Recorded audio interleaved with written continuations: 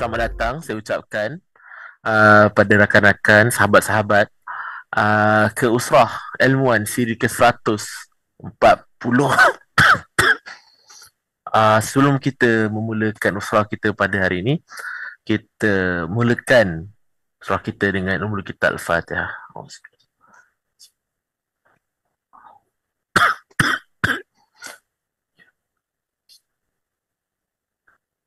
Amin, amin, amin. Baik, usrah pada malam ini mungkin rasa tak boleh nak relate dengan saya lah. Saya tak kahwin lagi. Tapi usrah kita hari ini tajuknya berkenaan dengan saiz bayi. Kelu tak terkata. Bagaimana percakapan bayi tu sememangnya betul tak ada kena-mengena dengan saya. Saya tak kahwin lagi. Apatah lagi ada anak, tapi untuk generasi saya ni mungkin menjadi satu pembelajaran, dan kepada generasi di atas saya, maksudnya umur yang mereka-mereka yang dah berkahwin dan sebagainya, mungkin ini menjadi satu teladan maupun satu wake up call. Mungkin tanpa buang masa, saya persilakan Prof Kabar Azizi untuk mentangkan tajuk pada malam ini. Silakan, tafadhal maskhura. Okey, terima kasih Haidah. Bismillahirrahmanirrahim. Alhamdulillah rabbil alamin wassalatu wassalamu ala asyrafil anbiya'i wal mursalin wa ala alihi wa sahbihi ajma'in. Topik hari ini saya sengaja pilih kerana ini adalah untuk rakan-rakan kita di PKPIM yang muda-muda, especially macam Haida yang belum kahwin ni. Kerana ini khas untuk you all, kerana saya rasa dalam kita excitement ni kadang-kadang untuk mendapat bayi kadang-kadang dia bila kita dah dapat tu ya, dia jadi kelu tak terkata. Jadi apa yang dimaksudkan itu ya, kerana memang pada dasarnya anak muda suka ya untuk ataupun bercadang untuk berkahwin ya pada satu masa yang akan datang. Jadi kalaulah semasa saya sebagai pelajar dulu sebelum saya kahwin, saya ikut kursus selama 2 tahun ya, macam mana nak jadi seorang bapa. Kerana di Amerika ya, kami ada kursus khas untuk pelajar-pelajar lelaki. Dan yang interestingnya, bila saya attend that kursus, saya tengok saya seorang je lelaki. Jadi ramailah yang boleh nak jadi calon isteri saya masa itu. Tapi ramai wanita yang perempuan yang ikut kursus tersebut. Dan saya masih ingat ramai pelajar-pelajar wanita heran pasal apa yang saya ikut kursus ini. Saya kata ini tujuan saya adalah untuk belajar dan supaya saya boleh bentangkan dalam usrah saya. So sehingga kini lah, inilah dia baru kali pertama saya akan bentangkan apa yang saya belajar ya di universiti ya di Amerika. Dan inilah keunikan universiti di Amerika, kita diajar untuk kehidupan ya, bukan hanya diajar dari segi kehidupan apa orang kata bidang kita ya, sebagai contoh saya dari bidang fizik, tetapi juga dari segi kehidupan bagaimana nak hidup. Bagaimana nak hidup. Jadi banyaklah yang saya pelajari ya dalam kursus 2 semester ni. Dan banyak dari nota yang saya ambil ya untuk pembentangan hari ini adalah daripada nota 40 tahun yang lalu ya, ketika saya ikut kursus ini.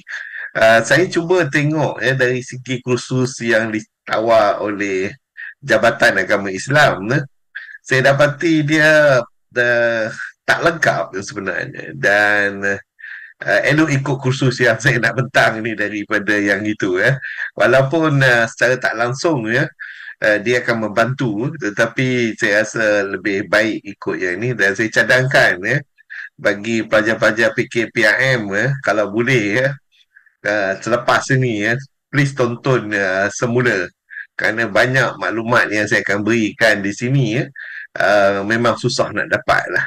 Kecuali kita mengikuti kursus ini di sekolah di universiti ya. Macam saya laki lah di Amerika ada, tetapi di Malaysia tak ada. Saya cuba cadangkan ya, di USM, tetapi semua orang terkejut tengok seorang ahli fizik minta diadakan kursus rumah tangga ni ataupun kursus bagaimana menjaga bayi. Jadi itulah dia. So ini apa orang kata bersepadanan dengan apa yang berlaku sekarang ni di Israel. Kita harap akan lahir ramai ya mujahid-mujahid, dan bayi-bayi ini akan lahir pada ketika ini, dan mereka akan perjuangkan Palestin ya, yang telah menjadi darah dalam daging kita selama hampir uh, lebih daripada 50 tahun.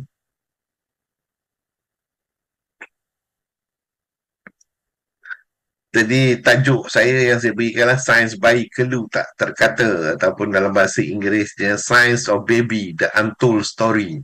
Cerita yang orang jarang cerita lah mengenai perkara ini. Dan saya dedicated ni kepada grandchildren saya yang terkecil sekali. Saya dah ada cucu 8 orang. Itu adalah grandchildren saya yang terkecil. Dah ada 9 orang. Dan ini adalah cucu saya yang paling kecil sekali. Dan dia baru 3 bulan. Dan memanglah berbanding dengan cucu-cucu saya yang lain yang ini memang kelu tak terkata lah. Memang impak dia very strong ya. Dan juga kepada peperangan yang berlaku di Palestine sekarang ni, saya dedicatedkan presentation ini. Okey. Jadi dalam perjalanan kita ini yang sebenarnya kita berjalan agak jauh sebenarnya. Kita bermula daripada alam roh ya. Di mana dalam alam roh itu nanti saya akan bercerita bahawa kita ada perjanjian dengan Allah, dan kemudian kita duduk dalam alam kandungan ya selama 9 bulan. Selepas 9 bulan di dalam alam kandungan, kita akan masuk ke alam dunia. Jadi sekarang ni kebanyakan kita adalah di sinilah, di alam dunia. Dan bagi macam saya ni dah sampai dekat sini dah. Dah nak masuk alam kubur dah. Tak lama lagi saya akan masuk alam kubur. Tapi kalau perhatikan ya, daripada alam ruh ke alam kandungan ke alam dunia, dia pendek je. Cerita yang panjang ni yang panjang lagi ni. Lepas alam kubur nanti akan berlakunya kiamat. Kalau kita tengok ni masa dia agak panjang, kemudian kita akan berbangkit dan kita dibangkitkan, dan masa itu ya kita akan dibuat pengiraan di padang mahsyar, sama ada kita akan dapat syafaat ke tidak, kita dihisap, dan kita akan diceritakan catatan amal kita, dan kita akan ditimbang ya sama ada kita akan mendapat sebagaimana dalam surah apa nama, iaitu sama ada kita akan dapat timbangan berat ataupun timbangan ringan, dan akhirnya kita akan melalui ke telaga Al-Haud, dan seterusnya melalui sirat, dan kita akan sama ada masuk ke syurga ataupun neraka. Jadi perjalanan kita memang jauh lagi lah. Cuma apa yang saya nak beritahu ya, bahawa impak ya, daripada kita dalam alam kandungan dan dunia ini, kesan dia adalah agak banyak ya. Walaupun masa yang diambil itu ada agak panjang, tetapi I'm looking forward lah kepada alam kubur ya. Kerana kita ni dah rasa penat lah dalam kehidupan ni. Ya, banyak benda yang kita rasa nak buat tapi kita tak boleh buat oleh kerana kelemahan-kelemahan diri kita. Dan banyak benda juga kadang-kadang kita dah rancang tetapi Allah mempunyai perancangan yang lebih baik daripada kita. So inilah dia perjalanan kita, bermula daripada alam roh. Alam roh. Jadi dalam alam roh ini ya, kita dimaklumkan ya bahawa dalam surah An-Nisa ya mengenai perkara ini ya, bahawa Tuhan telah menciptakan kamu dari diri yang satu ya, mula-mula dari satu.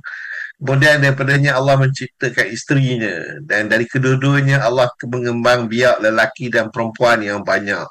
Dan bertakwalah kepada Allah dengan mempergunakan namanya, kamu saling meminta satu sama lain. Dan peliharalah hubungan silaturahim. Sesungguhnya Allah selalu menjaga dan mengawasi kamu. Jadi kita adalah kat sini sekarang ni lah, ada di sini. So kalau nak tengok perjalanan ni, jauh lagi. Ya, panjang lagi cerita lagi. Okay. So itulah dianya. So dalam alam roh ya, kita dalam ini disebutkan dalam surah Al-A'raf ayat 172. A'udzubillahi minasyaitonirrajim. Wa iza akhadha rabbuka min bani Adam min zuhurihim zurriyatahum wa ashhadahum ala أنفسهم ألست بربكم قالوا بلى شهدنا أن تقولوا يوم القيامة إنا كنا عن هذا غافلين. Dan ingatlah ketika Tuhanmu mengeluarkan keturunan anak Adam dari sulbi mereka dan Allah mengambil saksi terhadap jiwa mereka, saya berfirman, bukankah aku ini Tuhanmu? Mereka menjawab, betul, engkau Tuhan kami menjadi saksi, dan kami menjadi saksi. Maka pada hari kiamat kamu tidak akan mengatakan sesungguhnya kami Bani Adam adalah orang yang lengah terhadap keesaan Tuhan. Jadi ini dalam alam roh ya. Kita semua berada dalam alam roh dahulu. Kemudian kita dikandung oleh ibu kita selama 9 bulan dan sekarang kita ada dekat sini lah. Macam saya dah duduk dalam dunia ni 60 tahun. Jadi dah orang kata dah di saat-saat terakhir lah. Jadi memanglah ya kita dapati ya sebagai seorang lelaki ya macam Haida sekarang ni, dia isteri dia masih tak nampak lagi, aku tak tahulah kalau dah ada dah, tetapi dia ada seorang ratu lagi satu iaitu ibu dia. Jadi ibu dia tu dia memang kenal lah, tetapi ada lagi seorang yang dah sedang menunggu dia untuk dia datang lah, untuk bersama-sama dengan dia nanti. Jadi demikianlah dia kami menjelaskan agar mereka kembali kepada kebenaran ya, kerana Allah nak beritahukan bahawa semua orang kita ini ya dari segi fitrahnya ya, maknanya kita secara amnya sama ada kita orang etis ke, orang Kristian ke, orang India ke, orang Buddhis ke, dalam hati kita deep, dalam hati kita kalau kita tanya betul-betul, betul ke ada Tuhan Allah, maka kita akan jawab betul. Macam mana kita nak tahu tu ya, bagi siapa yang pernah naik kapal terbang ke atau pernah naik kapal ke, bila ombak yang kuat tu datang, masa itu kita terasa, oh Tuhan tolonglah aku. Masa itu orang tu dia etis pun dia akan cakap, oh Tuhan tolonglah aku. Kalau dia naik kapal terbang pun bila tiba-tiba je kapal terbang tu jatuh ke bawah, nak sedang terbang tiba-tiba dia jatuh je ke bawah, kita akan dapati orang etis pun jawab, oh my God help me. Kerana dia tahu masa itu dia tak boleh, tak ada siapa lagi yang boleh bantu dia melainkan Tuhan. Jadi ketika itulah dia akan mengisytiharkan fitrah dia, ya, isytiharkan fitrah dia. Dan memang ini kita berlaku ya, terutama bagi yang selalu duduk ke tepi pantai ya, pergi ke pulau-pulau ya, bila kita tengok ombak yang besar tu datang, masa itulah kita akan memurnikan niat kita meminta bantuan daripada Allah. Kalau tak percaya, pergilah ke Pulau Tioman ke mana-mana ke, dan pergi pada waktu angin kuat ya. Jadi kita tahulah betapa sincere je kita kepada Allah, kerana itu akan datang ya daripada jiwa kita sendiri. Okey. Jadi hadapkanlah wajah kita kepada Allah, kerana itu adalah fitrah kita. Ya, whether kita nak terima atau kita tak terima ke, memang itu ada di dalam diri kita ya. Ini dinyatakan surah Ar-Rum ya. Jadi kita ni sebagai manusia ya, memang kita ni suci ya sebenarnya. Kita ni suci, kita percaya kepada Tuhan, dan kita tahu tak kira lah sama ada kita bagi yang jadi Yahudi, yang Nasrani, kalau kita tanya dia betul-betul, dia akan jawab bahawa memang Tuhan itu satu ya, bukannya ada banyak. Jadi dalam hal ini ya, Allah mencipta kita ni dalam keadaan hanif, iaitu cenderung kepada agama yang hak. Jadi dengan itu bila kita nak mengajak pada dakwah ya, sepatut dia mudah kalau kita ingat perkara ini. Ya, tak kira lah orang tu etis ke dia tak etis ke, tapi bila kita nak mengajak dia kepada akidah dan keimanan, maka dia akan mudah menerimanya, ya, disebabkan oleh perkara ini. Okey, dan itulah dia perjalanan manusia. Bermula daripada dunia, kemudian kita akan masuk alam kubur, tiup sangkakala, kita hidup semula, kita pergi dapat syafaat, penyerahan kitab, kita hisap, kita timbangan al-mizan, dan kita punya uji kemajuan keimanan kita, dan ditengok sama ada kita akan masuk neraka ataupun masuk ke syurga. Dia tak ada exit lain dah. Kerana kita ni semua yang sebenarnya adalah berasal di syurga. Jadi kita nak balik-balik ke tempat asal kita. Ada setengah orang dia tak realize bahawa dia dulu asalnya dekat syurga. Jadi kita ni nak kena balik-balik kat syurga. Dan syurga ni adalah satu tempat yang bukannya mudah, ya, bukannya mudah untuk kita pergi. Tetapi neraka tu lebih mudah untuk pergi. Jadi kita harap kita dapat balik ke tempat asal kita dalam syurga nanti, insya-Allah. Okey, itulah semua harapan kita nanti. Jadi bagi seorang wanita dan begitu juga seorang lelaki, ya, akan tiba harinya di mana somebody akan datanglah untuk bernikah, ya. Itu istilah yang tepat, ya. Jadi dia akan kalau wanita, dia akan menunggu seorang lelaki lah. Cuma dia kena ingat, ya, bahawa calon dia tu akan menjadi imam dia nanti. Kalaulah dia dapati calon lelaki tu baca Fatihah pun tak betul, macam mana dia jadi imam nanti. Kadang-kadang cinta tu dia lupa nak cek, bagus ke ni bacaan Quran dia ni. Ataupun tak boleh nak baca langsung. Pernah, ya, saya menjadi dalam satu majlis perkahwinan, bila Tok Kadi tu tanya, "Cik baca Fatihah?" Dia tak kerti nak baca Fatihah pun. Saya kata, alamak, kesiannya isteri dia, future isteri dia. Kerana suami dia kalau Fatihah pun tak boleh baca, macam mana dia nak bawa isteri dia ke syurga nanti. Sama-sama lah masuk ke neraka nampaknya. Okey. Jadi kita hendaklah cemburu, ya, bagi wanita hendaklah cemburu, ya, melihat yang mempunyai ilmu, ya, yang mempunyai kebolehan, ya, untuk bukan saja membaca Al-Quran tetapi juga mencintai akhirat. Ya, kalau dia boleh dapat lelaki seperti itu, maka dia akan selamat dunia dan di akhirat. Dan bagi lelaki pula, ya, kita kena pastikan diri kita suitable, ya, untuk wanita yang akan menjadi bakal isteri kita. Jadi tanggungjawab suami dan tanggungjawab isteri itu banyak, ya, sebenarnya. Dia bukannya semudah aku terima nikah itu saja, ya. Dia tak berhenti dekat situ, ya. Tanggungjawab ini, ya, perlulah kita faham, ya.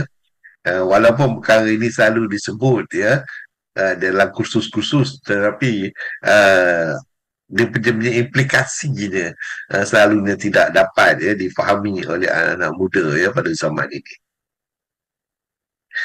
Dan mengikut Sayyidatina Aisyah radhiyallahu anha berkata, pernikahan hakikatnya adalah penghambaan. Maka hendaknya dia melihat di manakah kehormatannya yang akan diletakkannya. Jadi ini Aisyah, ya, pernah berkata mengenai perkara ini. Jodoh dan takdir merupakan ketetapan Allah. Tetapi wanita tetap harus melakukan usaha dan ikhtiar, ya, untuk memilih siapakah dia yang akan menjadi bakal suami. Kerana dia perlu taat, ya, kepada suaminya. Dan ada 15, ya. Selalunya ustaz-ustaz kan kata ada 4 ke 5 saja. Saya rasa ada 15 yang perlu, ya, memilih calon suami. Yang pertama, dia mesti Islam. Yang kedua, dia mesti soleh. Yang ketiga, dia mesti rajin beribadah. Yang keempat, dia mesti setia. Nombor 5, memiliki fahaman agama yang lebih baik. Nombor 6, berbakti kepada orang tua. Pandai menjaga diri. Nombor 8 berkemampuan. Nombor 9 bertanggungjawab. Nombor 10 berjiwa pemimpin. 11 bersikap adil. 12 bersikap dan bertutur kata lemah lembut. 13 berkeinginan memiliki keturunan dan subur. 14 memberi kepercayaan. Nombor 15 tidak kikir ataupun suka memberi sedekah. Ini semua yang sebenarnya senarai ni. Ya. Kalaulah kita tak cek, kita pilih saja kerana mengikut hawa nafsu, kita akan dapati nanti hidup kita agak menghana. Ya, banyak masalah akan timbul. Jadi kita kena ada 15 check point ini. Satu-satu kena check. Ya.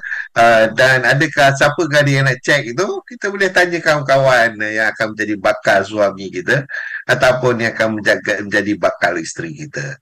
Kalau untuk calon suami itu dia senarai, itu ada 15. Bagi calon isteri juga ada lebih kurang 14, ada 15 juga yang sebenarnya. Yang pertama dia mesti Islam. Jangan pilih orang bukan Islam ya, kerana orang yang bukan Islam ni oleh kerana terutama bagi isteri. Mereka akan mendidik anak kita nanti. Kalaulah dia sendiri pun tak terdidik, bagaimana kita expect dia akan mendidik anak kita? Terutama bagi kita yang involved dalam dakwah ni, ya, kita akan banyak kali keluar. Jadi isteri kita akan bersama dengan anak kita. Kalaulah kita biarkan, maka anak kita nanti akan menjadi setan lah. Walaupun kita menjadi orang ulama dan menjadi uh, pendakwah yang bagus, ya, tetapi malangnya kita tinggal keluarga kita. Dan dia mestilah seorang guru ya, bukan maknanya dia jadi cikgu, tetapi sekurang-kurangnya dia ada mempunyai kualiti ya sebagai seorang guru.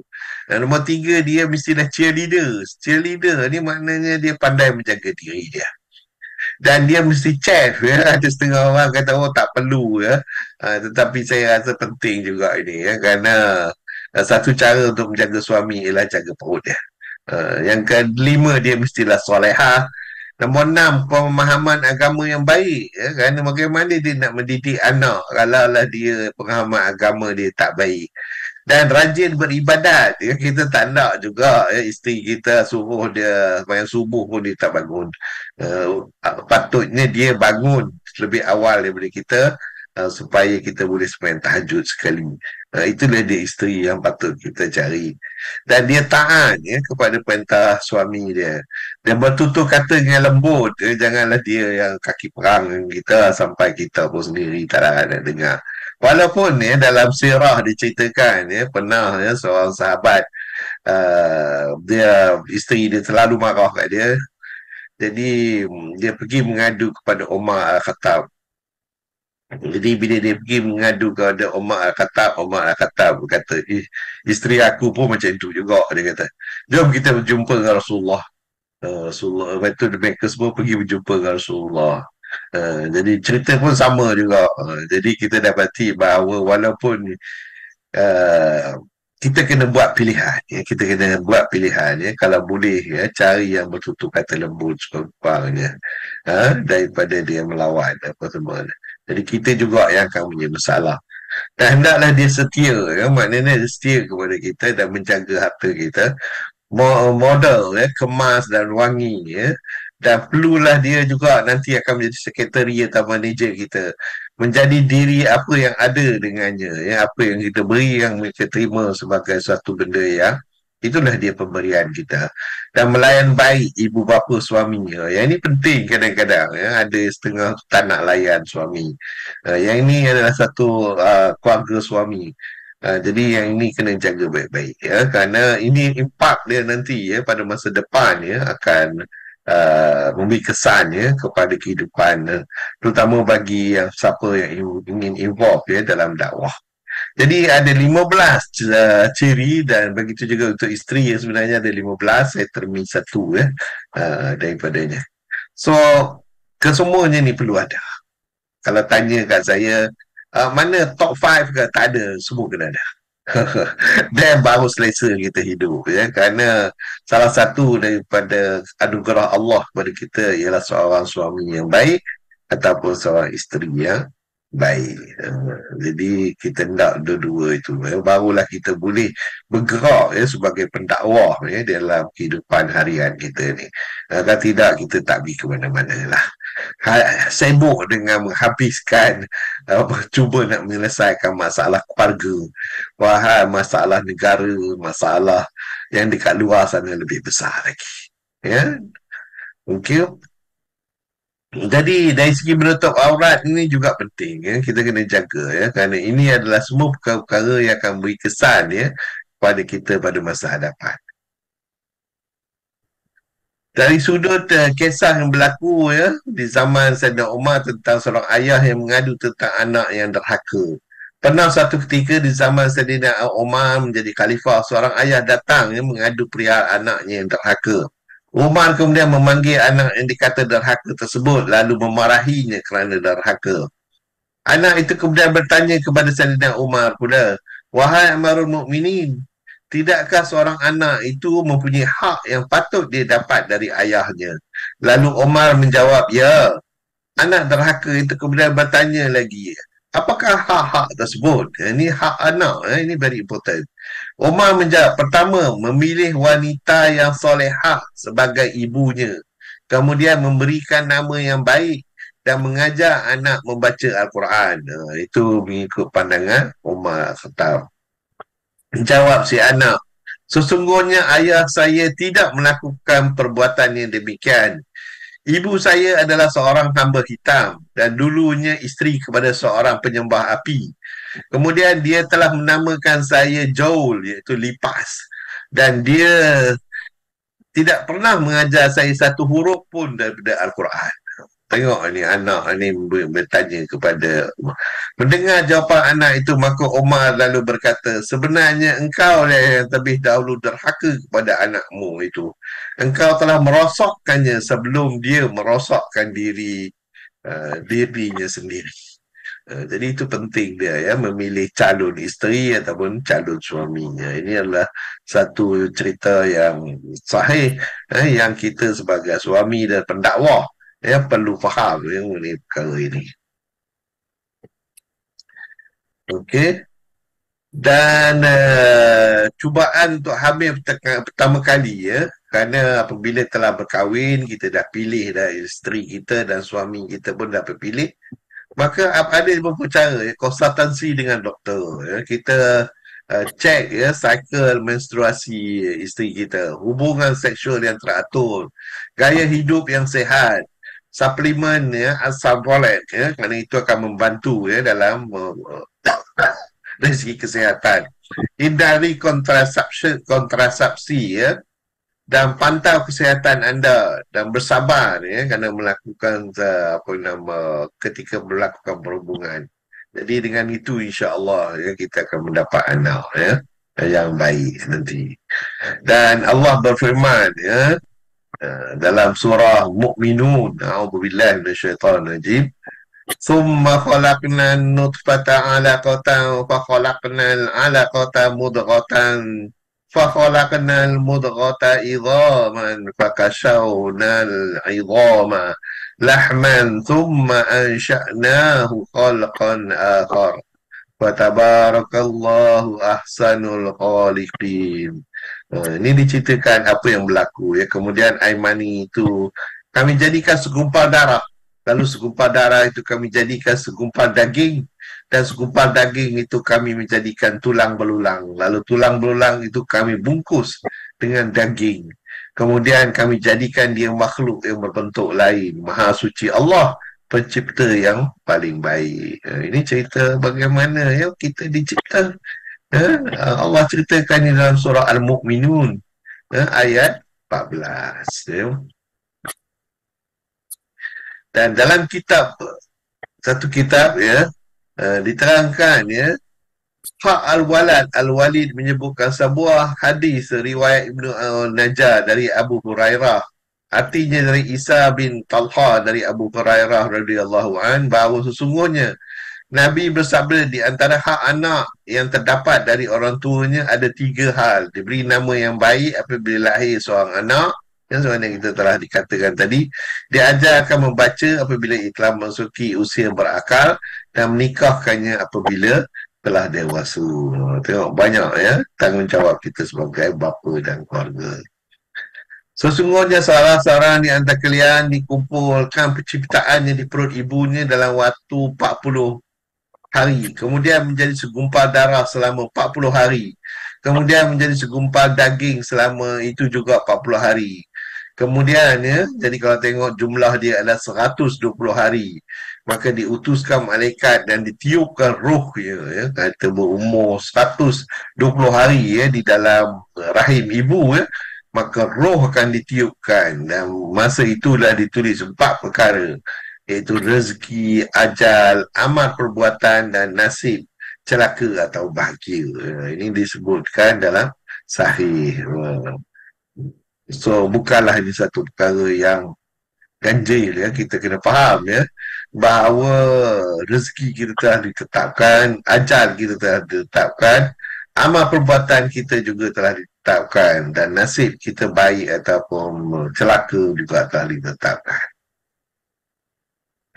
Jadi tahap penciptaan manusia setelah terjadinya pertemuan sperm dan ovum sampai ditiup rohnya adalah seperti berikut. Proses sperma menjadi segumpal darah, kemudian segumpal darah menjadi segumpal daging, dan proses segumpal daging menjadi tubuh yang lengkap ya, 40 hari. Jadi sejumlah 120 hari ya, di mana malaikat akan mencatat rezeki, waktu kematian, amal perbuatan dan nasibnya ya.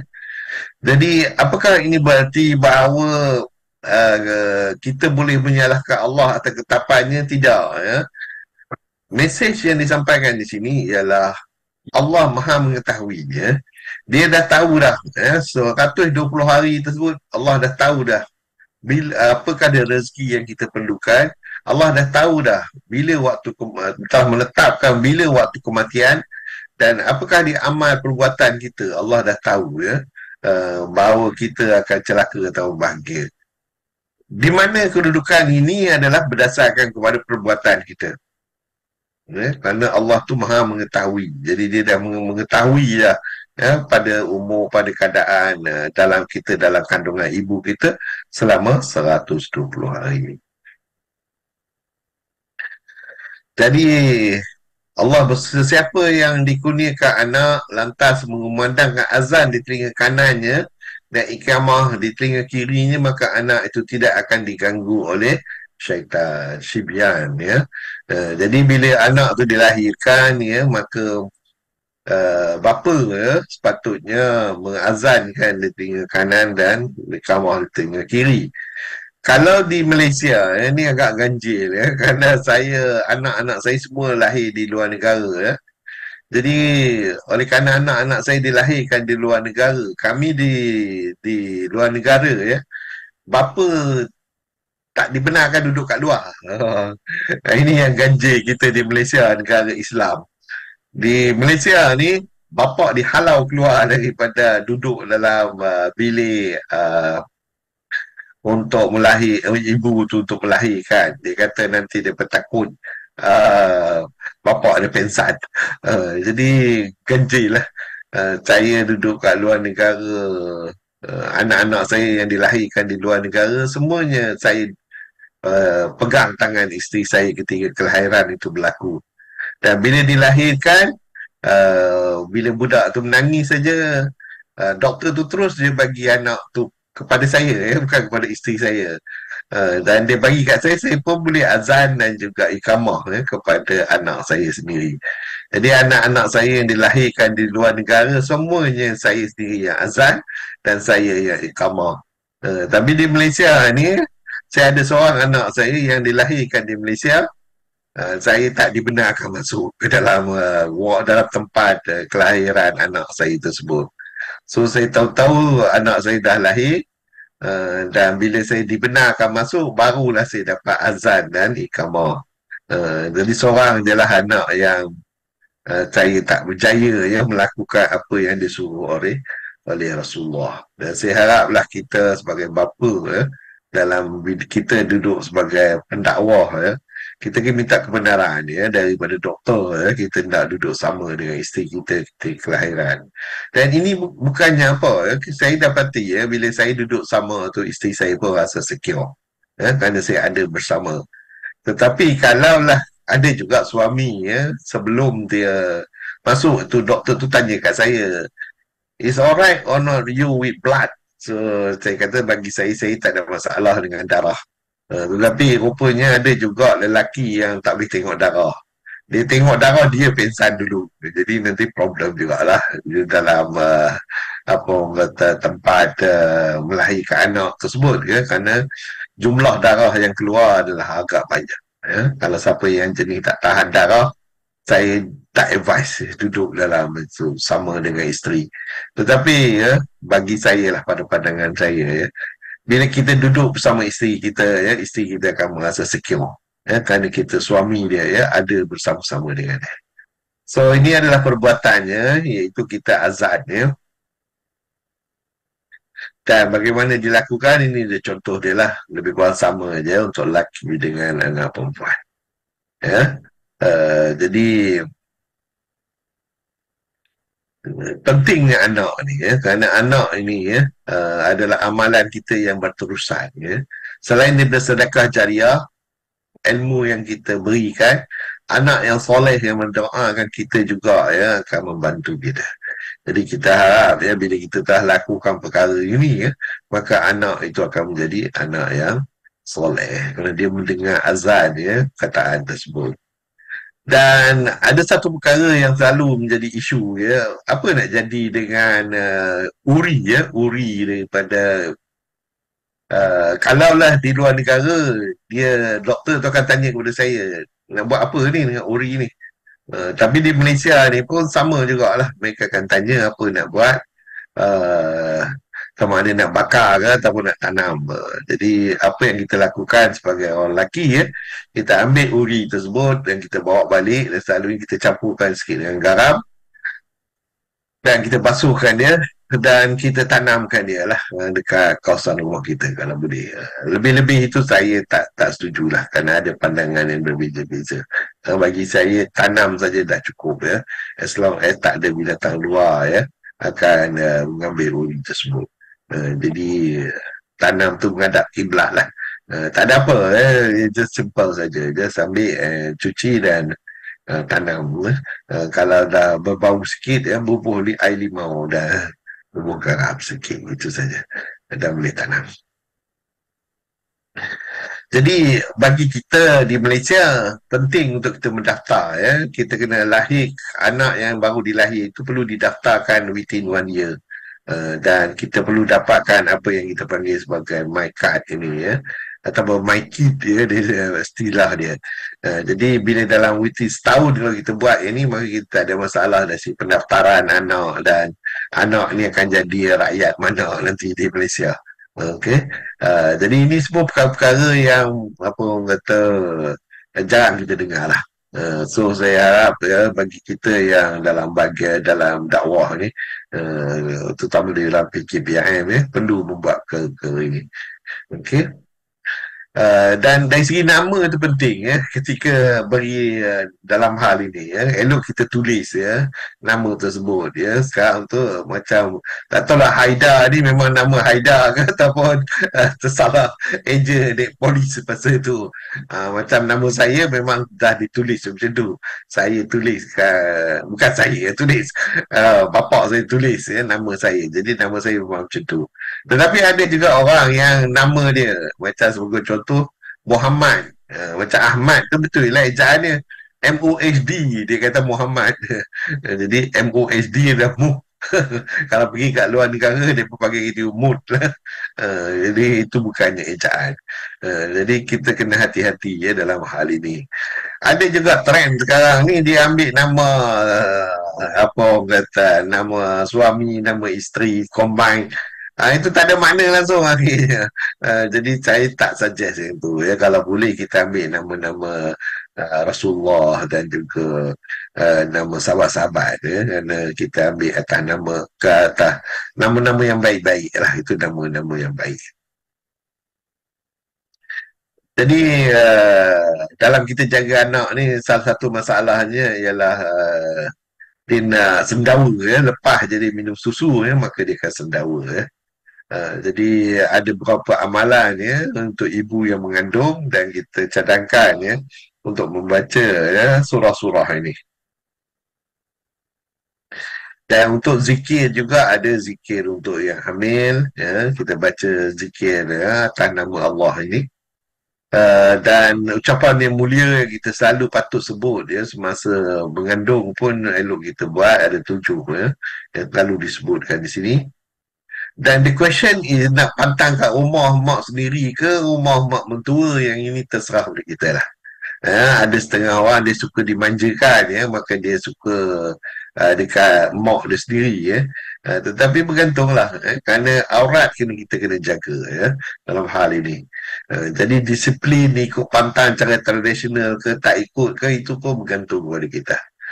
So berpantang rumah mak sendiri ni memang banyaklah kelebihan dia ya, kerana kita akan kurang segan lah berbanding dengan rumah mak mertua ya. Dan tegas dia pun mak dia akan jaga kita dengan baik lah. Boleh jadi seksi sikit lah kalau banding dengan duduk kat rumah mak mertua, dia ganji sikit. Jadi adalah beberapa perkara yang ini bagi saya lah elok kita serah pada isteri dia nak buat pilihan yang mana satu yang dia selesa. Jadi kalau kawan-kawan datang melawat pun ya, mereka perlu menjaga aurat dia lah. Dan ia lebih mudah dan selesa ya bila ada kawan ya.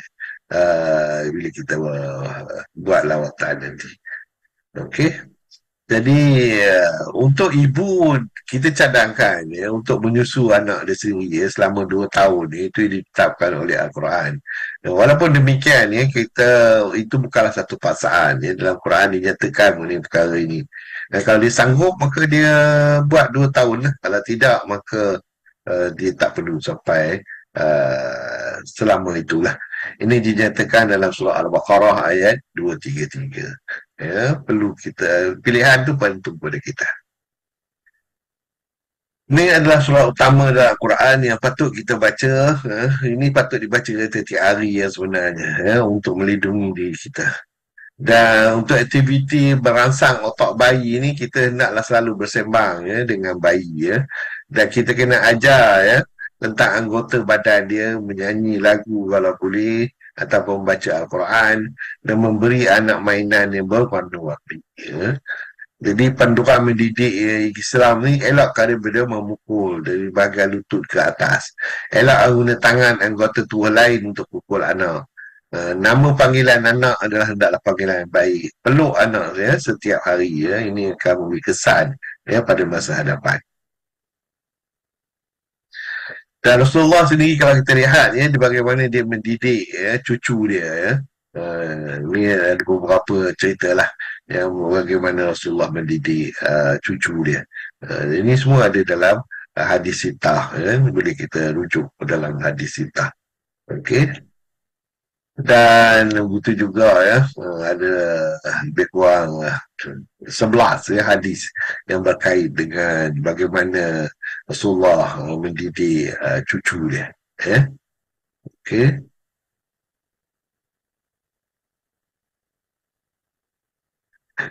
Dan ada setengah daripada kita nanti akan dapat apa yang kita namakan sebagai anak-anak istimewa ataupun OKU ya, OKU. Jadi kita anggapkanlah ini sebagai sebahagian daripada rahmat daripada Allah ya, kerana OKU ni unik ya. Mereka unik ya. Dan selalunya mereka mempunyai apa kata kefahaman yang agak terhad ya, agak terhad. Jadi kita anggapkan ini adalah rahmat daripada Allah yang menguji kita supaya dapat menjaga mereka ini dengan baik. Okey. Dan dari segi diaper ya, ini adalah kaedah-kaedah ya untuk menjaga diaper. Dan dia membenarkan untuk apa bayi tu kencing dan buang air besar ya di dalam ya, tak perlu pergi ke toilet lah selalu ya. Jadi ada wipe dia untuk kita bersihkan ataupun kita boleh wipe dengan air ya. Jadi ini dia contoh dia ya bagaimana untuk melakukannya. Dan kalaulah dalam kelas saya dulu kami ada praktikal pula macam mana nak lakukan perkara ini di dalam kelas ya dalam kelas.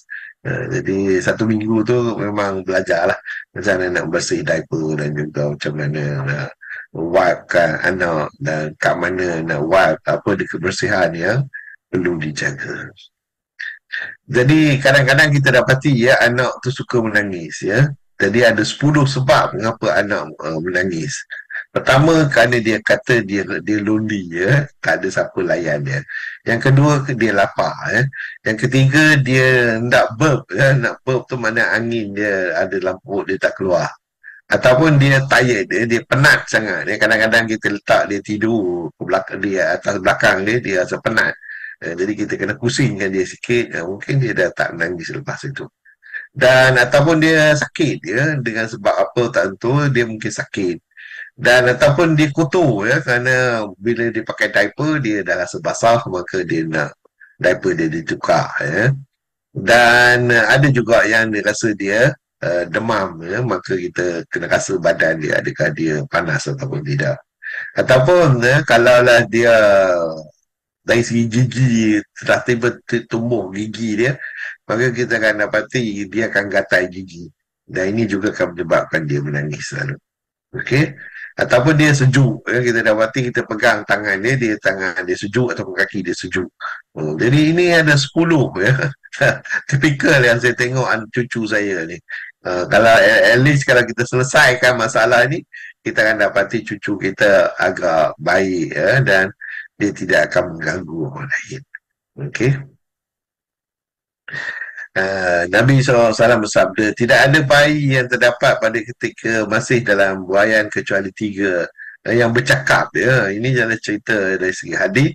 Ada 3 orang, iaitu Isa anak Maryam, ya, ketika dia disebutkan dalam Al-Quran, bayi yang membela Juraish, iaitu Juraish ini adalah seorang ahli ibadah, dan dia difitnahkan oleh seorang wanita dan bayi itu mengatakan bahawa Juraish bukan bapa dia dan bayi yang menyusu pada ibunya ya, ketika itu lalu seorang lelaki dan bayi mak dia berdoa kepada supaya anak dia tu jadi macam itu tapi orang tu anak tu terus bercakap berkata dia tak nak dia kata orang ni orang jahat yang sebenarnya.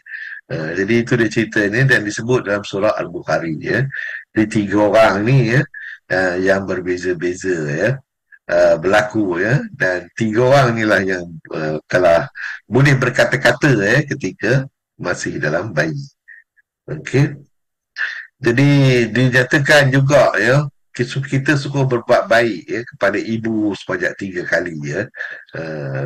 Rasulullah pernah seorang bertanya kepada Rasulullah menjawab ibumu dan orang yang tanya lagi siapa lagi jawabnya ibumu dan kemudian siapa lagi ibumu 3 kali kemudian baru dicakap lepas tu siapa lagi ayahmu. Jadi ini menunjukkan pentingnya ya, peranan ibu ya di dalam kehidupan kita. Dan bagi yang ingin ya berjihad ya keluar berjihad ya Rasulullah berkata adakah kamu memiliki ibu ya maka dia kata baliklah jagalah ibumu itu adalah jihad yang lebih tinggi ya daripada keluar berjihad. Jadi ini menunjukkan ya kita bagi anak-anak lelaki ya untuk menjaga ibu itu adalah lebih penting ya. Dan kisah pemuda alim yang menderita sekatan maut ya, kerana mengutamakan isteri lebih daripada ibunya. Ini cerita yang bernama Al-Qamah. Ya. Al-Qamah ni dia jatuh sakit. Ya, maka isterinya menyuruh memanggil Rasulullah ya, kerana dia seorang yang alim. Ya. Jadi apabila dipanggil Rasulullah, maka Rasulullah memastikan bahawa dia tak boleh mengucap. Dia tak boleh mengucap La ilaha illallah. Maka Rasulullah bertanya, adakah dia ada seorang ibu? Maka sahabat-sahabat berkata, ya, dia ada seorang ibu. Dan Rasulullah telah memanggil ibu tersebut sebelum Rasulullah pergi berjumpa ibu telah datang kepada Rasulullah dan Rasulullah bertanya, adakah kamu ada apa-apa dengan Al-Qamah? maka ibunya berkata bahawa dia marah kepada Alqamah kerana dia buat tak tahu kat dia dan hanya melayan isterinya. Jadi Rasulullah pun minta sahabat supaya kumpulkan kayu api supaya dia boleh bakar Alqamah. Jadi maka uh, bila ibu dia tengok bahawa Rasulullah nak bakar anak dia, dia pun kata, "Ya Rasulullah, apakah kau sanggup membakar anak aku ketika aku ada di sini?" Ya. Jadi maka aku maafkanlah, dia kata anaknya. So Rasulullah menyuruh Bilal pergi berjumpa dengan Alqamah, dan apabila dia sampai, dia dapati Alqamah boleh mengucap la ilaha illallah Muhammad Rasulullah. Jadi ini menunjukkan ya betapa pentingnya ibu tersebut ya dalam kehidupan seorang anak lelaki ya, anak lelaki. Jadi bagi kita yang lelaki ni, ingatlah ya, ini adalah satu contoh yang agak terkenal ya, yang telah dinyatakan ya, untuk kita berbakti kepada ibu bapa kita. Dari segi aurat, kita dapati bagi wanita, abang ipar, dan anak saudara lelaki semuanya adalah aurat bagi mereka ya. Tapi yang lain itu tidak ya. Jadi dan hak isteri terhadap nafkah yang diwajibkan diberikan oleh suami ialah makan minum isteri dan duit belanja dapur dan bil, duit belanja diri, rumah yang selesa, ubat-ubatan dan pakaian baru, dan dicadangkan 2 persalinan setahun. Jadi itu adalah tanggungjawab suami. Dan apakah dia untuk isteri pula, iaitu taat sepenuhnya kepada suami. Isteri memenuhi keperluan batin suami. Isteri tak boleh masuk sesiapa tidak benar yang tidak disukai suami ke dalam rumah. Isteri tidak keluar rumah tanpa kebenaran suami dan memberi layanan yang baik kepada suami. Jadi masing-masing ada tanggungjawab masing-masing ya dalam kehidupan, dan menjaga penampilan diri dan menjaga ruang tidur suami isteri. Jadi dalam hal ini ya, terutama bagi suami, kalau dia tertarik kepada wanita lain, maka dia hendaklah dia datang kepada isterinya. Kerana dalam hadis Tirmizi ini, Nabi berkata, apa yang ada pada orang lain itu ada pun juga sama ya pada isterinya. Okey. Dari segi urutan ketaatan suami dan isteri, ya, kalaulah untuk suami, number one is Allah, number 2 is Rasulullah, nombor 3 ialah orang tua dia, ya, ibu bapa dia. Untuk isteri pula, number 1 ialah Allah, nombor 2 ialah Rasulullah, nombor 3 ialah suami, dan yang keempat barulah orang tua dia. Jadi ini adalah pandangan ya ulama ya mengenai perkara ini. Jadi tugas isteri itu taat kepada suami ya, sebagaimana dinyatakan.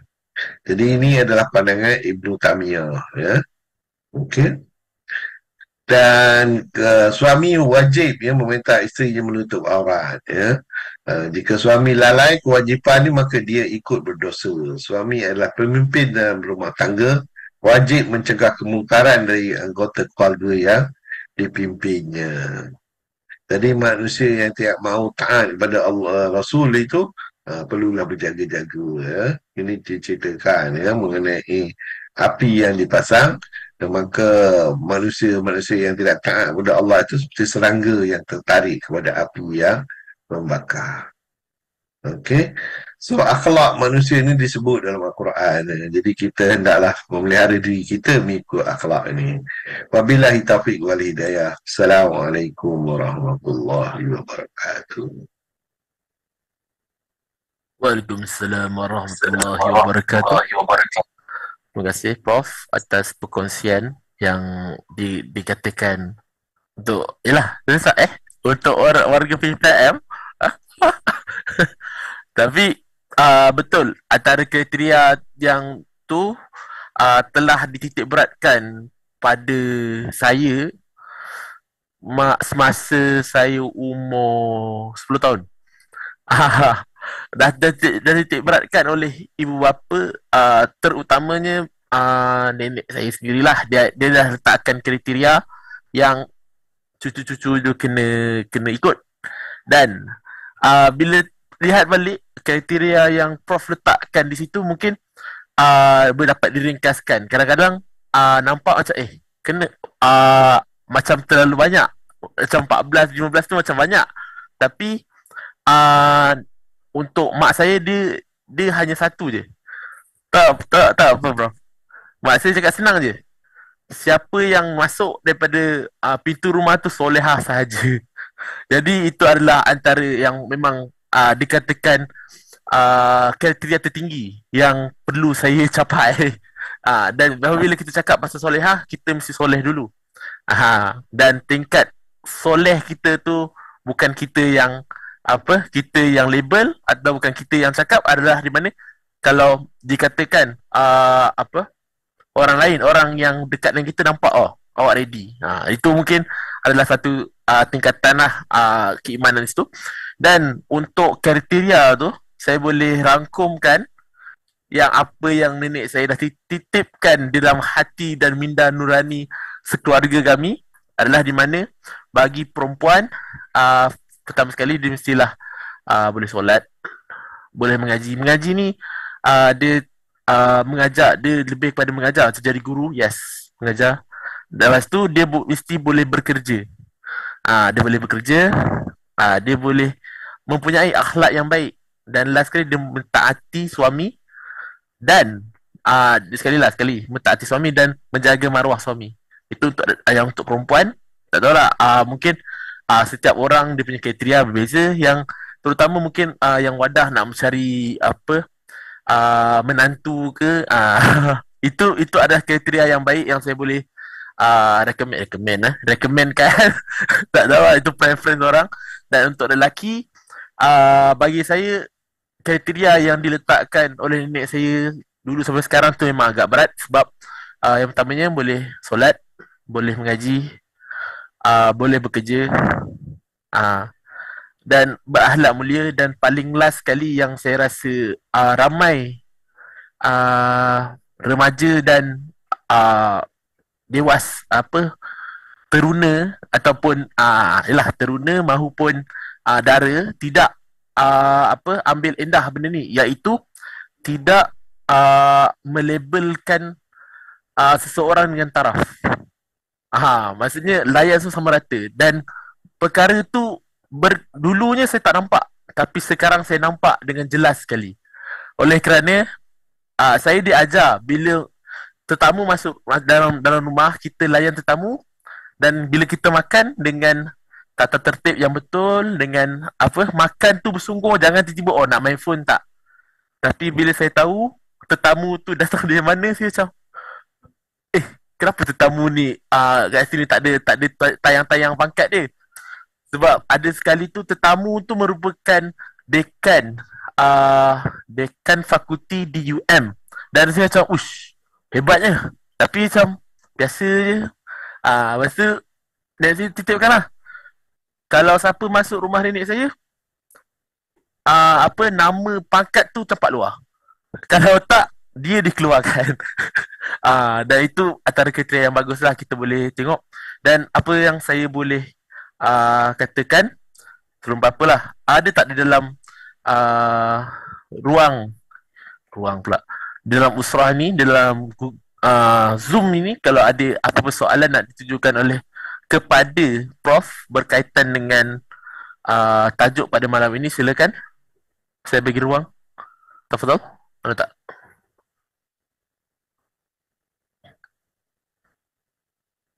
Boleh chat mahupun buka kamera pula.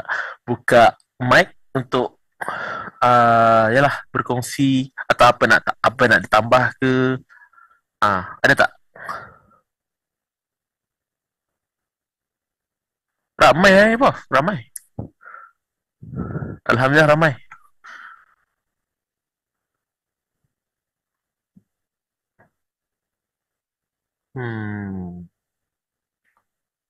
Betul ramai. Ada tak? Tak salah, warga dari PKPM, Wadah maupun ABIM, ada tak yang nak ditambah? Mungkin untuk generasi akan datang, Lah saya pun umur umur dah lanjut dan ada mungkin sampai masa saya yalah berkahwin, mungkin ada apa nasihat-nasihat ke daripada orang-orang lama kepada orang-orang baru macam saya ke, ada tak?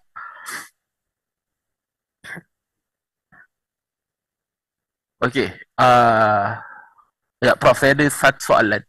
Soalan ni mungkin dia mungkin akan trigger a lot of people lah, tapi bagaimana pula dengan yang pertamanya anak luar nikah, yang keduanya anak macam cakap yang datang daripada single parent.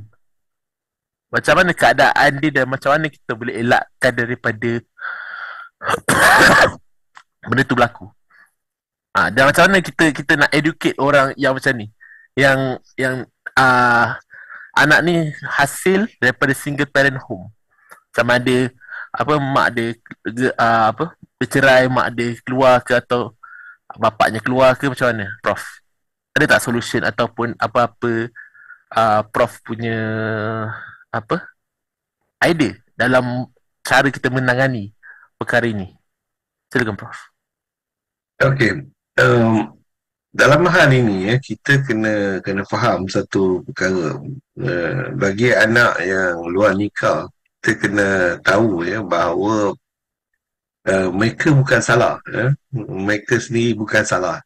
Yang salah adalah lelaki dan wanita yang menyebabkan mereka dilahirkan. Yang itu kita kena jelas. Cuma yang menjadi isu selalunya ialah kalaulah dia wanita, maka dia dibinkan kepada siapa? Kalaulah dia kalaulah anak luar nikah, dia kena dibinkan kepada Abdullah. Dia tak boleh dibinkan kepada quote-unquote bapa dia yang menyebabkan, kerana itu salah dari segi agama. Tetapi dari segi dia as a person, dia tak salah. Dan bergantung kepada education dia lah. Kalaulah dia mempunyai, dia di-educatekan dengan cara yang terbaik, maka dia akan menjadi seorang yang baik. Tetapi kalaulah dia di-educatekan dengan apa yang berlaku kepada quote-unquote lelaki dan wanita yang sebelumnya itu, maka dia akan jadi seperti itu jugalah. Jadi dalam hal ini, education tu sebagaimana yang Rasulullah katalah, anak yang dilahirkan itu adalah seperti kain putih, ya. So bergantung kepada ibu bapa dia lah yang menentukan apa corak yang dia akan bentuk kepada kanak-kanak tersebut. Bagi saya lebih suka berpegang pada Al-Quran yang mengatakan bahawa lelaki baik adalah untuk lelaki baik, dan lelaki baik adalah untuk wanita baik, dan wanita baik adalah untuk lelaki baik. Risau Jadi dekat dengar tadi sini risau. jadi maknanya kalaulah orang tu baik, maka kita doa kepada Allah bahawa kita akan dapat isteri yang baik lah. Jadi kalau wanita yang baik, dia mesti juga berdoa kepada Allah supaya dia mendapat lelaki yang baik. Tetapi kalaulah macam mana pun, kalau dia dapati bahawa perkara tersebut tak berlaku, maknanya sama ada tengah bertunang ke, tiba-tiba dia realise perkara ni tak betul, maka saya cadangkan dia tasakkan tiga. Kerana ini adalah perintah dalam Al-Quran, bukannya perintah yang saya create sendiri. Dalam Al-Quran ni dah jelas dah. Orang baik, orang lelaki baik adalah untuk wanita baik, dan wanita baik adalah untuk orang lelaki baik. So, bagi yang dah tersilap, itu saya suggest bertaubat lah.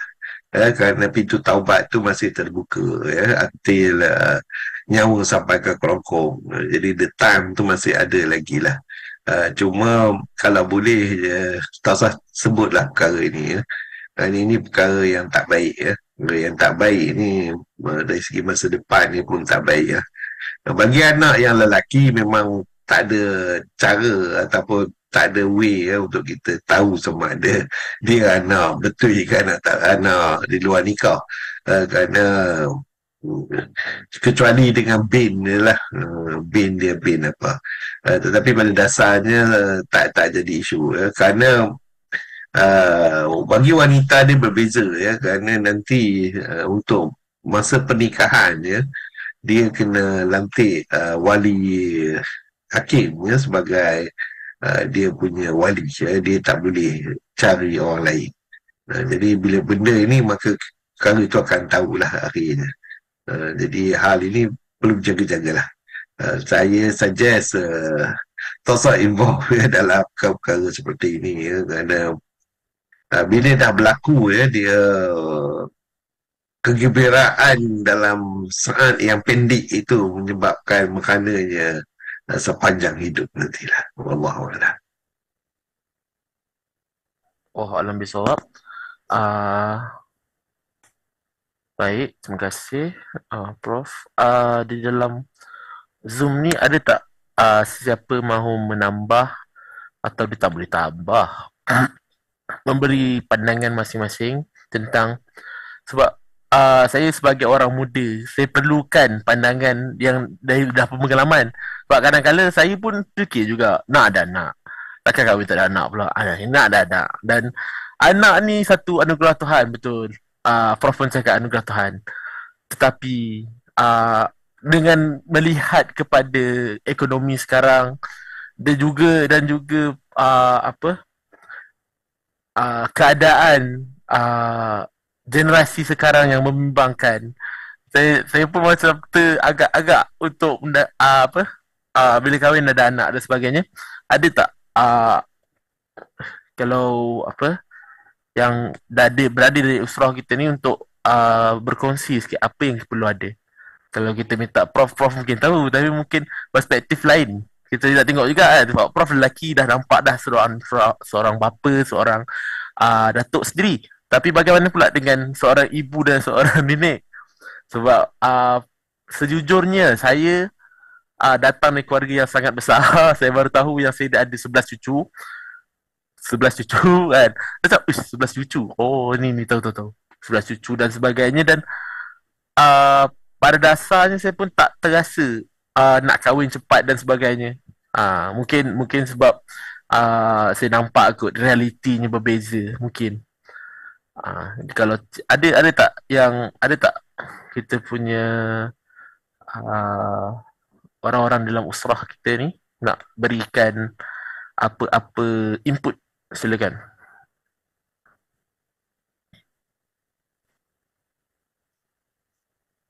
Okay, jikalau alright. Ada tak? Oh, tak ada. Mungkin dia orang setuju kot dengan pandangan Prof. Okay, sekejap. Prof, itu saya minta Prof untuk beri kesimpulan sikit ke apa yang perlu dibuat pada awal ni untuk kami yang PKPM ni kan. Kita muda-muda lagi. Saya baru 24 tahun. 20-an lah, 20-an. Kan? Kita tak tahu kadang-kadang orang nak kahwin awal, orang kahwin lambat. Apa yang Prof boleh simpulkan dan apa yang harus kita buat dulu sebelum kita melangkah kepada next stage. Teruskan Prof. Okey, terima kasih Haidar. Dalam hal perkahwinan ni sebenarnya saya sendiri berpandangan bahawa elok kita kahwin muda. Kerana bila kita kahwin muda, kita prepared. Macam saya sekarang ni dah umur 60 tahun, tetapi dan anak-anak saya dah independen dah. Saya tak payah fikir dah mengenai anak-anak saya.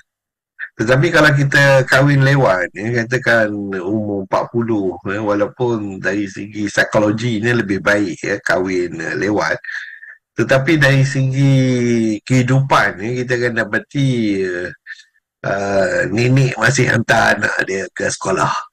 Jadi pilihan macam tu kita akan terasa sangatlah.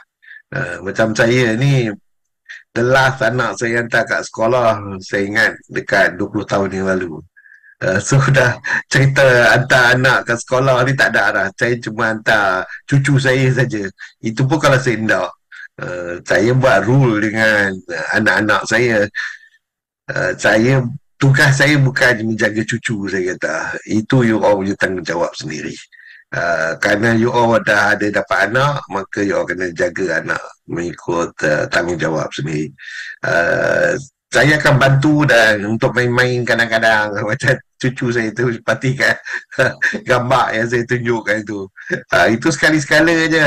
Jadi bila dia datang sekali-sekala dia boleh lah tidur kan saya, tak ada masalah. Tetapi adakah saya akan tidurkan dia satu malam ke? Tak ada. Memang saya dah decide macam tu ya. Begitu juga dengan isteri saya ya. Jadi bagi bagi saya berkahwin ketika umur 20 tahun. Jadi agak muda. That's why anak saya beza dia tak banyak dengan saya. Beza umur dia tak banyak dengan saya, lebih kurang 20 lebih tahun saja. Jadi kadang-kadang kalau saya berjalan dengan anak saya, dia pun kata, oh ini abang. Saya kata tak, ini anak saya. Jadi uh, kami sihat ya, dua-dua alhamdulillah dua-dua sihat. Jadi tak menjadi apa orang kata masalah lah kalau nak aktif ya di dalam dakwah ke itu, kita masih kuat lagi ya untuk aktif, dan otak kita masih clean lagi untuk memberi pandangan. Tetapi bagi yang dah tua dan baru mempunyai anak yang kecil, jadi dia susah sikit lah. Kerana kira lah, bagi contoh, umur dah 60 tahun, anak baru darjah 1. Jadi memang pening kepala. Memang pening kepala lah. Kerana ini disebutkan dalam Al-Quran. Saya bila baca ayat itu, always remindkan saya supaya kahwin cepat. Ayat tu basically memberi warning kepada kita. Ada orang yang bila dia dah tua, anak dia masih kecil, dan Allah cabutkan dia punya kenikmatan. Jadi apakah akan berlaku pada dia? Dia tak boleh buat apa-apa dah. Kerana dia dah tua dah. Dan anak dia masih kecil. Jadi bila saya baca ayat ini, saya terasa sangat. Dan saya kata, okeylah kalau macam tu saya nak kahwin muda supaya settle semua. Jadi dalam hal ini yang sebenarnya, bila kita kahwin muda, kita settle banyak benda. Sebagai contoh sekarang ni, untuk buat haji. Saya, Masya Allah, dah settle dah buat haji umur 30 tahun. Sekarang ni saya difahamkan kalau Haidar nak pergi book untuk buat haji sekarang ni, saya ingat 100 tahun lagi kot baru boleh buat haji. Jadi orang kata dia bila kita tangguh sesuatu benda tu, ataupun dalam bahasa Inggeris dia procrastinate, dia akan menjadi masalah ya. Kerana bila masa tu makin panjang, kita akan dapati lagi banyak isu yang akan timbul yang kita tak pernah jangkakan berlaku. Jadi bila kita muda ni, macam saya buat haji masa umur 30 tahun, saya tak ada masalah lain. Cuma saya kesian lah.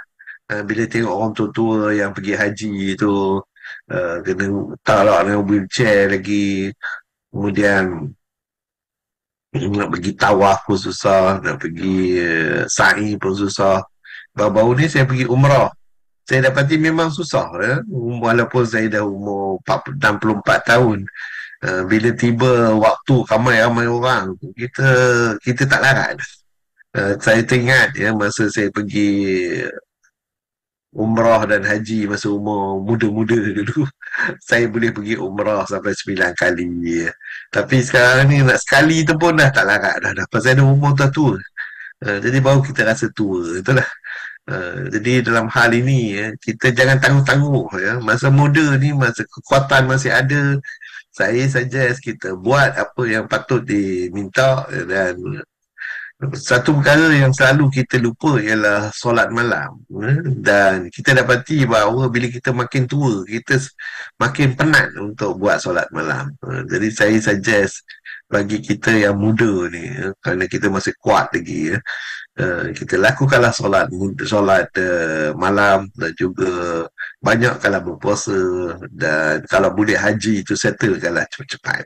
Jadi bila semua perkara ini dapat kita lakukan, maka kita boleh tumpukan ya, kepada karier dan kehidupan kita dan amal ibadah kita Jadi macam saya ni sekarang duk tunggu je untuk mati.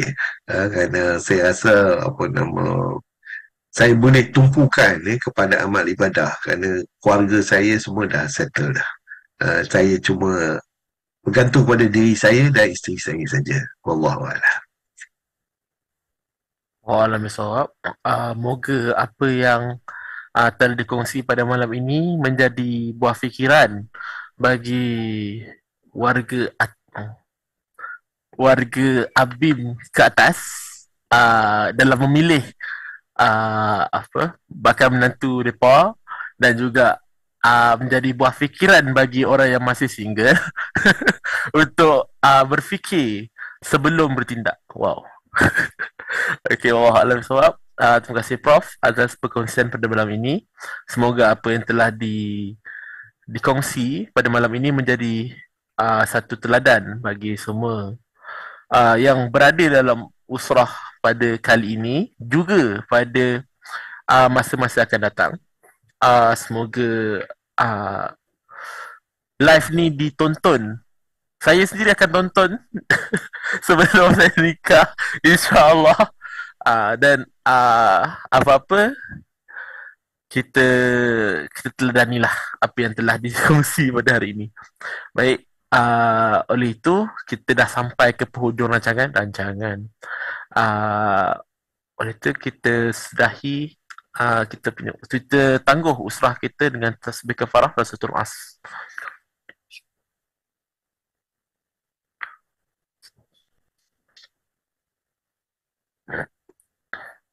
Baik, kita jumpa lagi di masa dan hari yang sama pada minggu hadapan. Moga-moga kita dapat jumpa lagi.